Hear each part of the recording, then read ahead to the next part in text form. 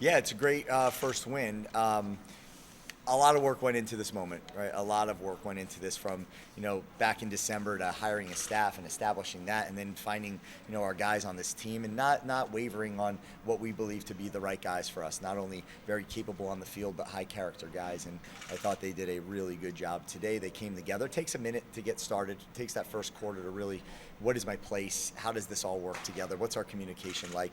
And that's, usually what it is. And then after that first quarter is over, you start to find a way to settle in. I loved the way our offensive and defensive staff made adjustments at halftime and came back out and played a really nice, second half. First half is what it is in the first game. You realistically get better, the biggest improvement from one half to the other, but then of the first game, and then really from game one to game two. So I'm excited to see what it looks like next week. Coach, you held a pretty good secret through preseason camp on who was going to be your starting quarterback. So when was that decision made for it to be Alonso? Probably like not too long ago, a couple of weeks, maybe I don't know, actually. I don't know the date. I didn't mark it in my calendar or anything like that. But I think, Dylan's phenomenal, absolutely phenomenal. And coming out and running the out and up after halftime was his idea, and really just the support. And I said to him after the game, "You're an unbelievable teammate. You're an unbelievable person." And he really did a phenomenal job. So, I think that, they're both very competitive, and I'm sure Dylan will have a moment as well this year. So it's not, there's a lot of, good that came out of this today, and I'm just really proud of the way Zoe played. It was in his home state. Being able to play the way he did was pretty impressive. It took him a minute, but after that he calmed down, and that's why he's behind that center. Did you say anything to him like after that 1-for-6 start? How did you kind of They just calm down. Yeah, just relax. And I was talking to Coach Kenny. I go, man, he is on time. He is exactly where he needs to be with the ball. He's a little high. Like, you just got to calm down a little bit. And I didn't know he was on the hit. So he goes, I got you. Relax. I got you. I said, all right, good. We're good. And then after that, he went 8 for 10 and started opening up a little bit, pulled the ball down and ran, and played a really nice game. First half, a little humid on the field on both sides. Was that something you were seeing that was possibly kind of disrupting a couple of the snaps on Charlotte's end, or also for you as well?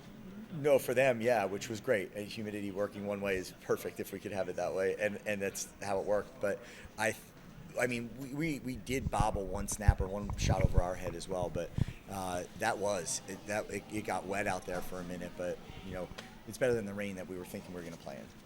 You didn't have to use him often tonight, but talk about Ryan Hansen and that punt that he sent down into the one.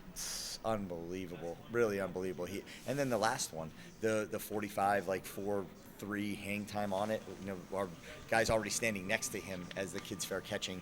The punt, really, really great punt. But that one, he had a little sidewinder, and did what he does and danced it down the one. But I thought, Antoine Booth being able to run down there and pin that ball with the help. I think it was Chase Regan was the other guy down there. But that's things we practice. You've been at our practices at the end. We practice that every single day, not every single day, but almost every single day.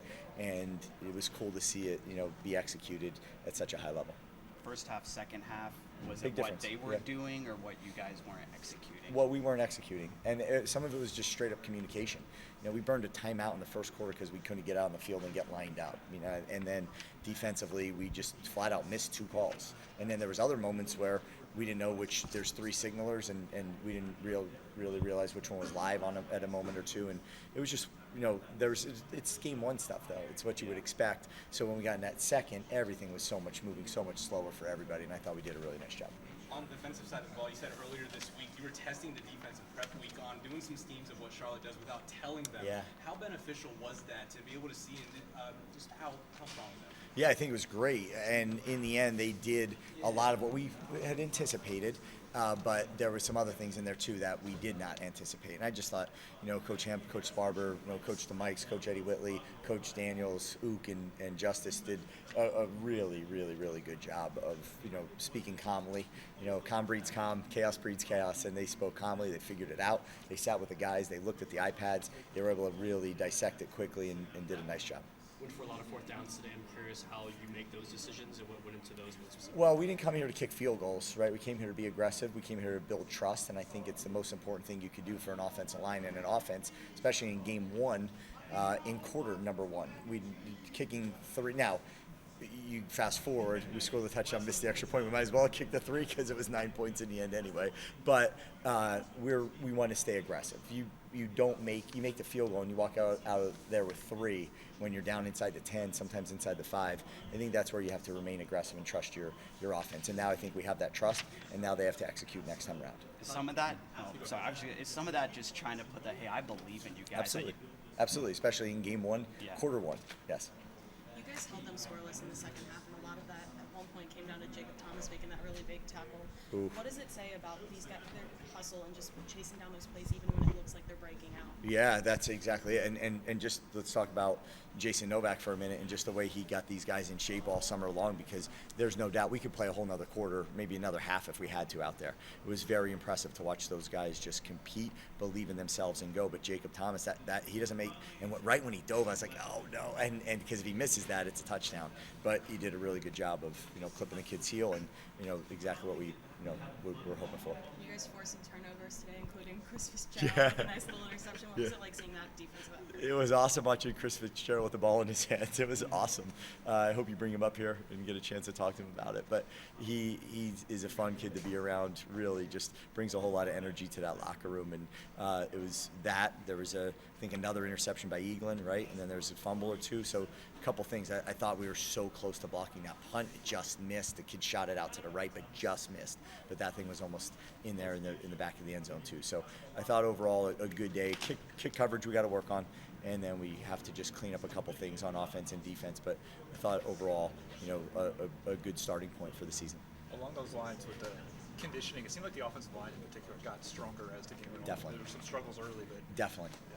Definitely. I think some of it had to do with our scheme and the adjustments we made that made the angles a little bit better for them.